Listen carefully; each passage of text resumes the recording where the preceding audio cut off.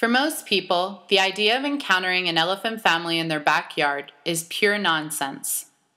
Then again, most people do not spend their first year out of college working on a property in central Kenya where the population of the endangered Grevy's zebra alone often outnumbers its human residents. This, however, is exactly how I spent my last year, amongst the elephants, zebras, and people alike. My name is Theresa Laverty, and I just completed a one-year Princeton in Africa fellowship at the Mpala Research Center in Kenya. Wildlife quickly became part of my daily routine at Mpala. For instance, it wasn't odd to wake up to the thumping of a vervet monkey on my roof, or to have breakfast with superb starlings sitting on every unoccupied chair around the table. While in the field, I never knew what to expect around the next corner.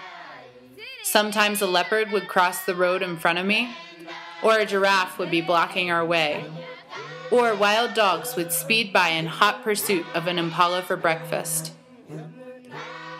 Even in days spent in the office, wildlife would always find me. A paradise flycatcher would snatch insects from the rafters, dik-diks would feed on the grass seeds beyond the walkway, and occasionally an elephant would wander up towards my window for an afternoon snack. By nightfall, a curious spotted hyena might dare to approach those not paying attention, and a quick scan with my flashlight would reveal the eyes of a dozen grazing waterbuck on the walk back to my room. You can only imagine how much I missed the constant wildlife sounds and sightings when I returned home. While in Kenya, I spent a lot of time observing and absorbing all there was to see. I soon began to see how wildlife and people alike re-emphasize some of the key points I live by. For example, the Conservation Club students reminded me the value of tradition.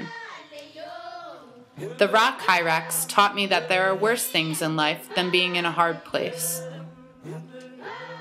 Impala taught me to fight with my head rather than with my fists. Lions taught me how to relax. A cheetah cub demonstrated how to blend in, while a lilac-breasted roller coached me on how to stand out.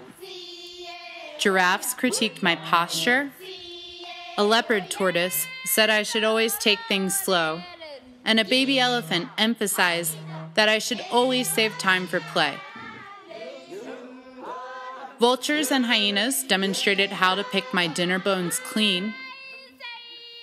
Wild dogs said not to forget that there's value in numbers, while a hippo, among others, revealed the importance of dental hygiene and a good yawn. Everyone taught me to appreciate a good rainstorm, especially in this water-limited society.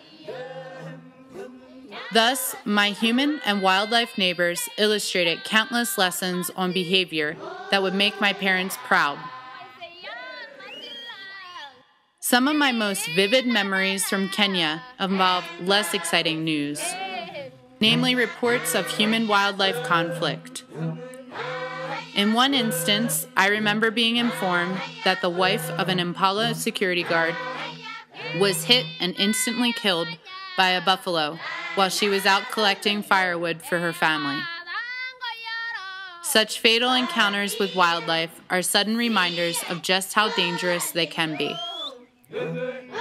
However, wildlife problems are not one-sided. I'll never forget the day that Enoch called me from the field to tell me that my favorite elephant, Jada, was limping and without her family and calf. Upon further investigation, it was discovered that Jada had received 3 gunshot wounds to her shoulder, shattering her scapula. A veterinarian from the Kenya Wildlife Service came to her rescue, administering antibiotics in hopes that she would survive. After disappearing for a month, Jada reappeared on Impala, and a week later was reunited with her family. Jada, however, was lucky. Most elephants do not survive an encounter with poachers, as I witnessed in the field. While problems persist between humans and wildlife, Impala continues to reach out to prevent conflicts. I watched conservation efforts in real time as landowners, ranch managers, and research scientists would often meet to discuss how to use wildlife as a tool to facilitate better cattle grazing opportunities, or how to deal with problem lions, or how to prevent land degradation, among other matters. To be honest, I've never seen such exciting work with such important results. Last year taught me that maybe you can really have it all. Great friends, a home with an incredible view, and some wild tales about wildlife. And if you're lucky, like I was, you might even get on a first-name basis with the elephants, dik-diks, and hornbills in your backyard. Thanks to Princeton, Africa, there's no looking back. I finally found myself in the right place, doing the right work at the right time.